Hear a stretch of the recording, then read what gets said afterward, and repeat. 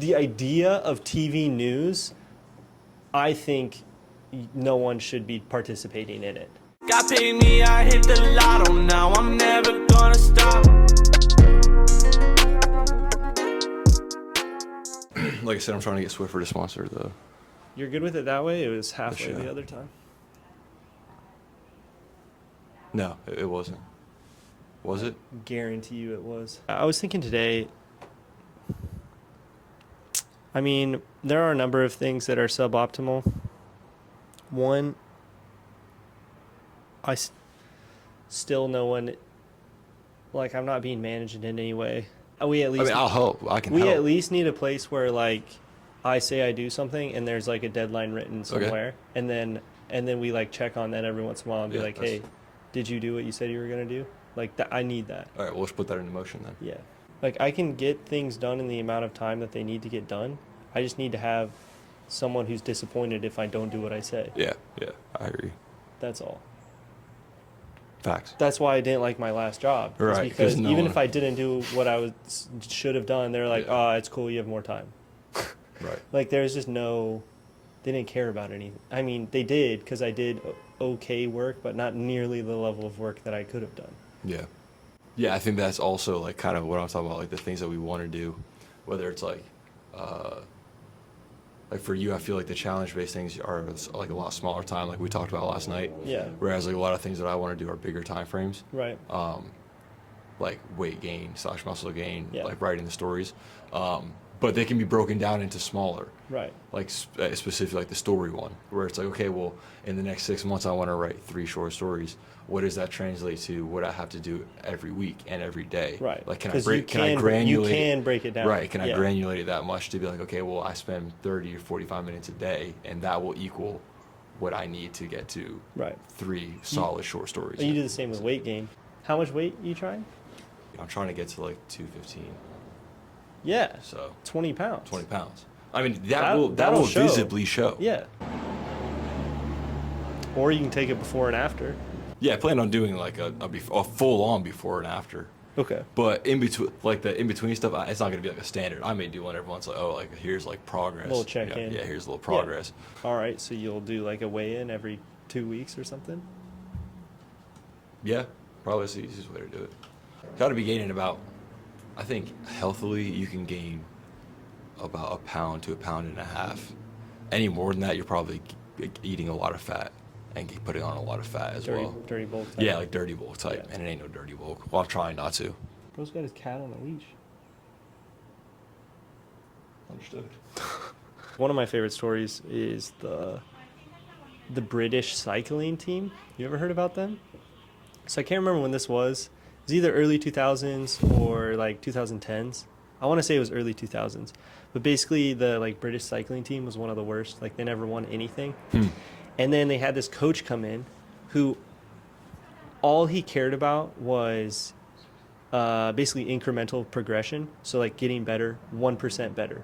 Yeah. Over and over and over again. Yeah. And so they optimized everything. So they like tested different uniforms, I think, and even like different helmets, and like everything that they could change a little bit to get just a little bit better, they did. And then the focus in the training was get 1% better than you were before. And so it was just these tiny changes over time. Yep. And then they were dominant for like 7 to 10 years. Optimization. Dominant. Like no one could touch them for years. And this one coach took them from being basically like one of the worst to the dominant force in the sport with this mindset of 1% better. Baby steps. All right. I want to actually talk about the news stuff because this is interesting. Johnny doesn't really, I don't know, have you always been this way? You don't keep up with the news? No, it's been different at different times. When I was in high school, I was in this speech class, and one of the speeches I was preparing to give was a extemporaneous speech, which basically means you can't write the speech beforehand. They have a hat with a bunch of topics in it, and then you pull the topic out of the hat, and then you have, I think it was like 5 to 10 minutes to prepare a speech. and you have one notebook, one yeah. like 3x5 Yeah. card that you can write notes down. Right. So you have 5 to 10 minutes to write your notes down on one note card, and then you go in there and you give a speech. Mm-hmm. So all of those things were current events.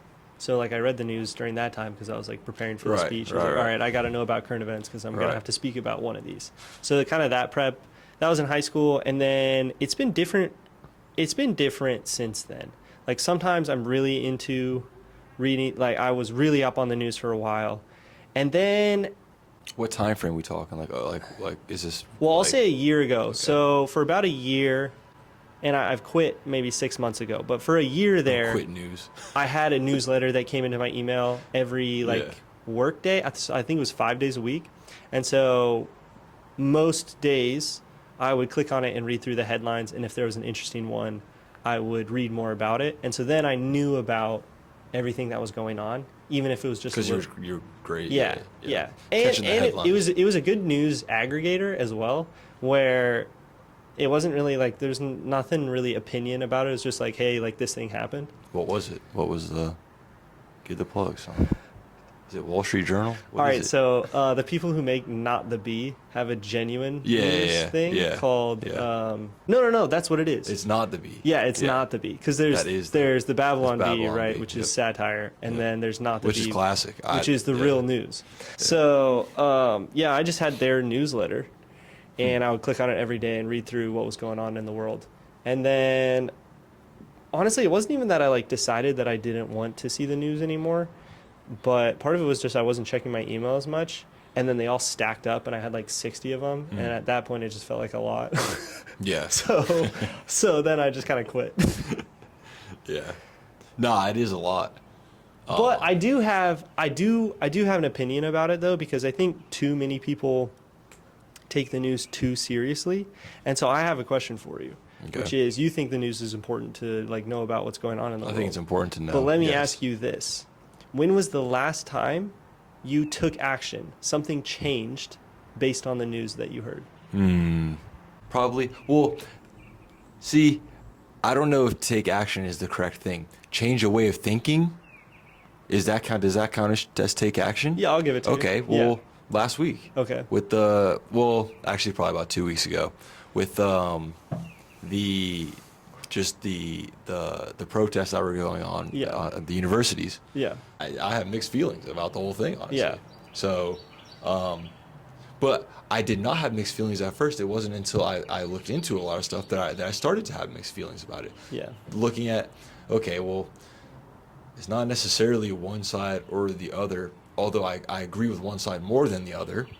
It's like it'd be dumb to say that one person is wholly right and one person is wholly wrong. Yeah. That is not the case. Right. I knew a little bit of general history between the Palestinians and the Jews, but now that I have started to pay attention to it, I've learned a lot more, and so that it has become more of a gray area. So maybe not take physical action because I'm not reading like health articles all the time or something. Right. But change my way of thinking. It happens all the time. I change my opinion. I alter how I view things all the time. And I think a healthy part of that is admitting that, oh, I was wrong about something. Right. Or I thought I knew until I looked more into it and I was like, oh, well, maybe I didn't see the full picture. Yeah. That's healthy for an individual, I think. The news can prove you wrong sometimes.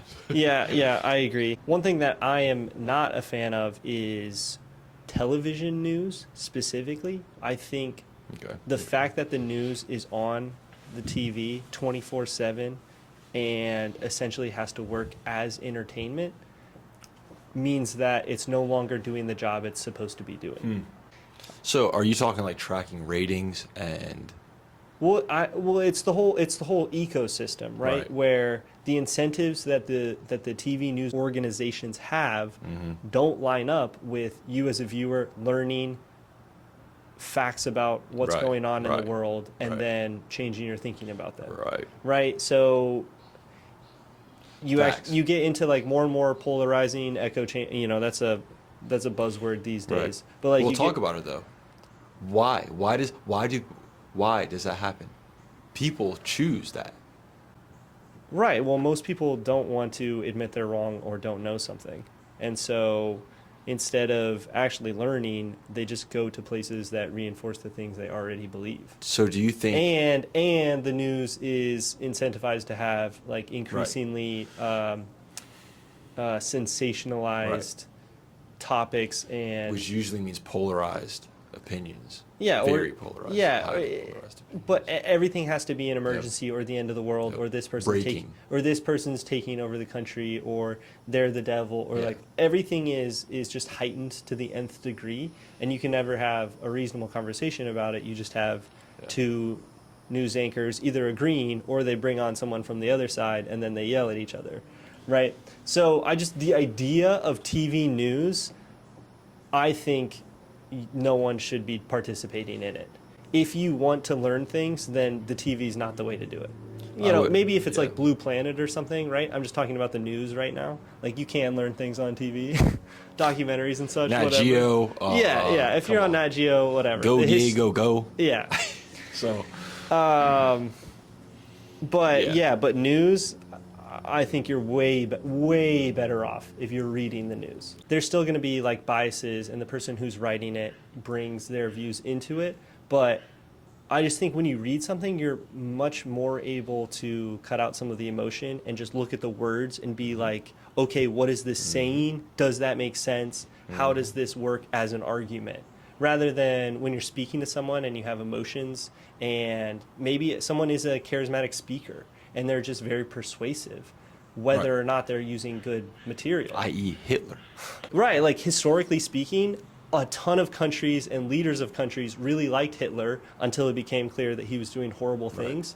And one of the only people that was vocally against Hitler, I believe, was the British guy who saved Churchill. Churchill, because Churchill never saw him in person. Right. He only read what Hitler wrote, and he looked at it and he was like, wait a second, the ideas that this guy espouses are wild. Right. Like this, he should not be supported. He is a danger to Germany and the countries around him. Right. And so he was like a vocal person against Hitler because he looked at, again, the actual things he was saying, the actual facts, and read through it and took out the charismatic speaking and took out the personality and all of the emotion, and it was just like, hold on, these ideas are dangerous.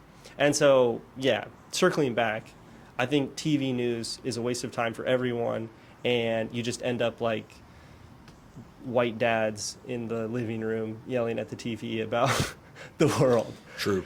Yeah, I agree with the point of reading, because it does cut out emotion. You still have the bias of someone is writing the article. Right. So there is always a level of personal. I think no human being is able to be 0% biased to a story. Now, and some people may be very good at just relaying facts, only facts, regardless of how they feel about it. Even if you do that, though, the facts you choose to share, You can still make facts look. You can make them contrast to other facts in a way that you kind of want them to contrast and look. So, but for me, I think going back to like the echo chambers thing, how I combat that is, and this just happened yesterday when I was in the car. I was looking at news articles, and I have Wall Street Journal, Washington Post, CNN, Fox, ABC, NBC. you just look at them all. I look at them all, and it is so interesting to see what they all choose to put as headlines on the widgets. Right. Yeah. I just look through the widgets because it's interesting. 3-4 years ago, I would have been like, oh, like Fox is the most reliable. I don't know.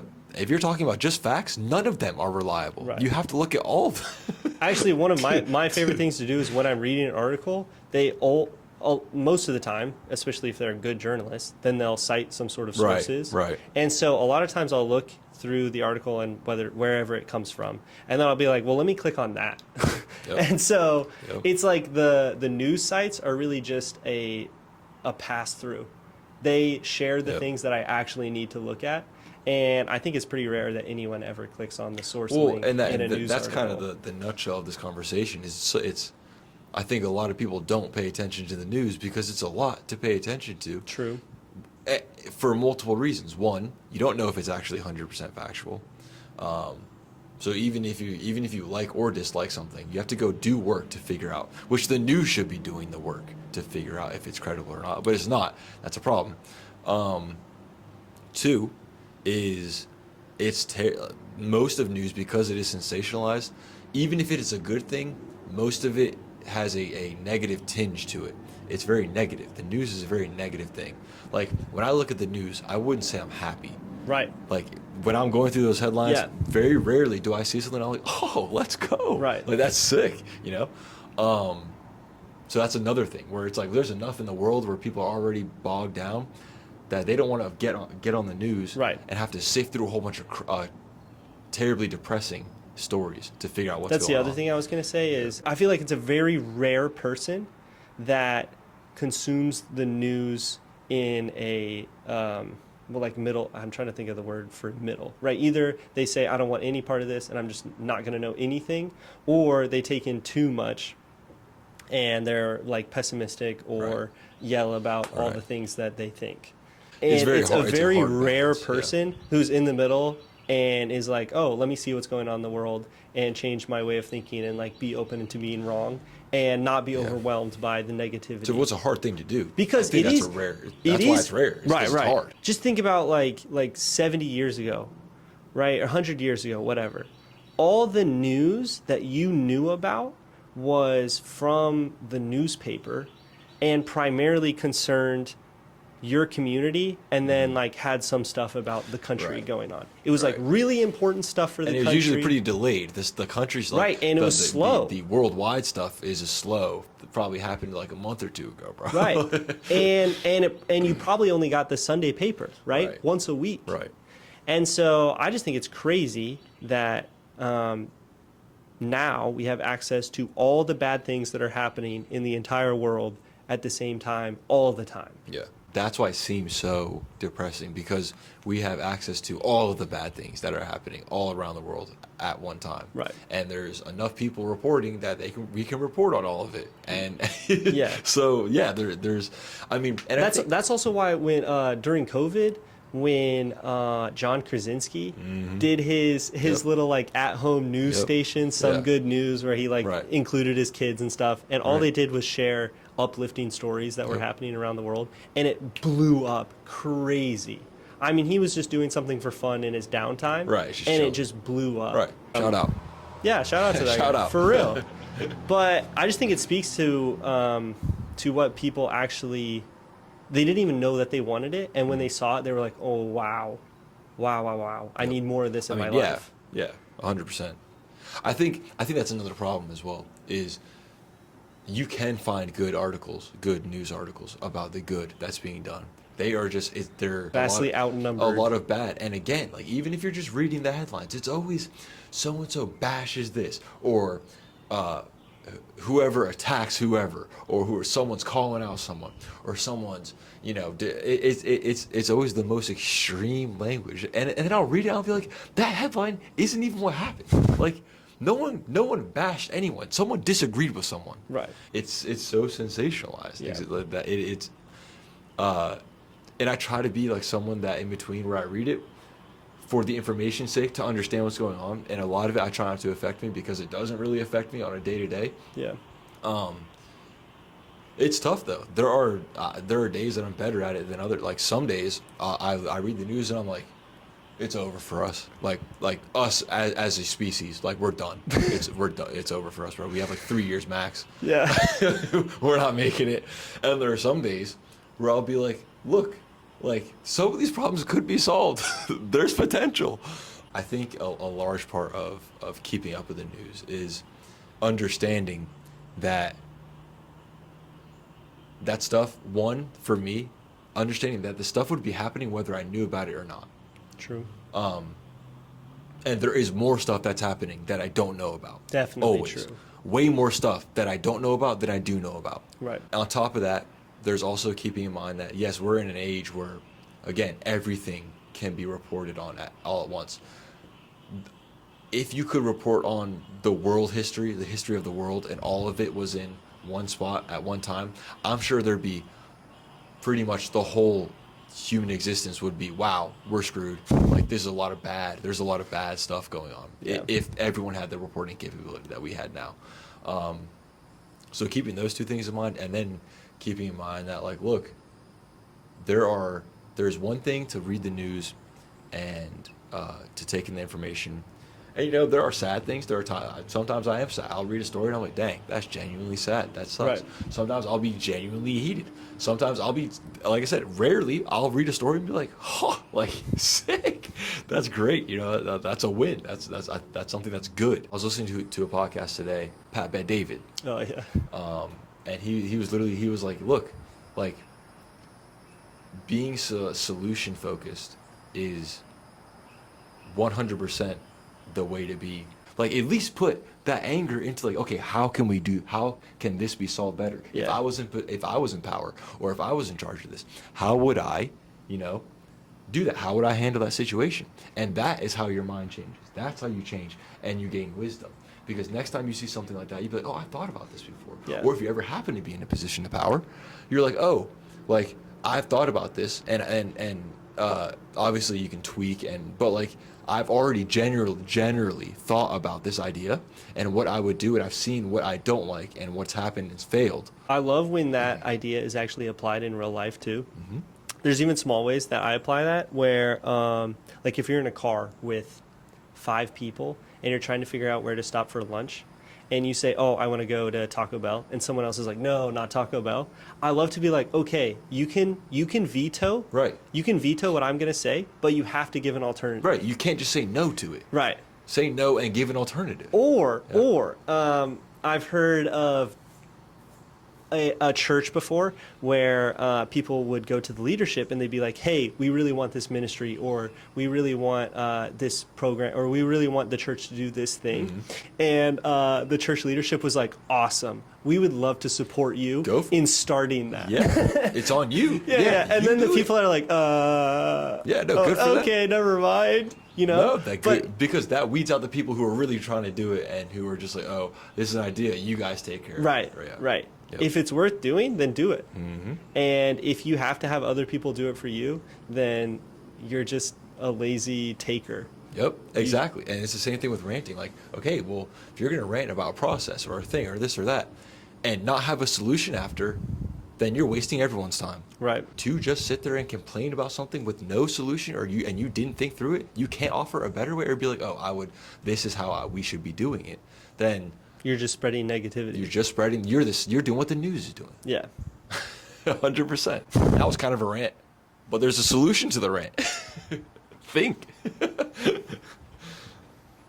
Come up with a solution to explode about something or to rant about something and not think through it and have a solution, or even understand why you're really ranting about it. Like, is it really this that you're pissed off about, or did this piss you off and there's 100 other things that you're pissed off about as well, and this is the straw that broke the camel's back, and now you're just mad and just saying stuff. Yeah. But then that's the same as like when something really bad happens in your life and then you take it out on the people closest to you. Classic. Like everyone knows that that's a bad thing. Everyone does but it. Also everyone knows that's a bad thing you should not do. It's something to be worked on.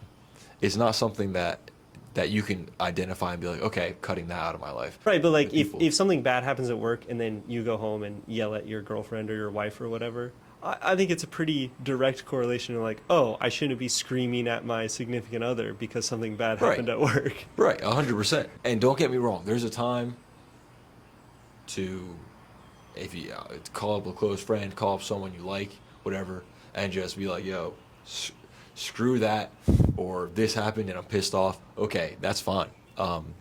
Yeah. Move past it pretty quickly though. Do the vent your heat, and then cool down. Don't vent your heat and still have heat in the tank, because again, you're gonna be bitter. Then it becomes Then you're gonna go home to your girlfriend and yell at her. Yeah. Then it becomes bitterness. Right. Then the other problem with venting as well is that a lot of times it's just disguised gossip. Right? Mm-hmm. Where people vent like, oh, this person did all this and blah, blah, blah. Facts. And you're not actually venting. You're just gossiping about someone else. Facts. And telling bad things about one person that you know to another person that also knows that person. And Facts. so there's a lot of times where I want to complain about something And then I look at, my brother, I look at you or whatever, and I think, man, is this really going to change anything for them? Or should I just not share? Like, if I have to share something negative about someone I know, I want there to be a good reason. Right.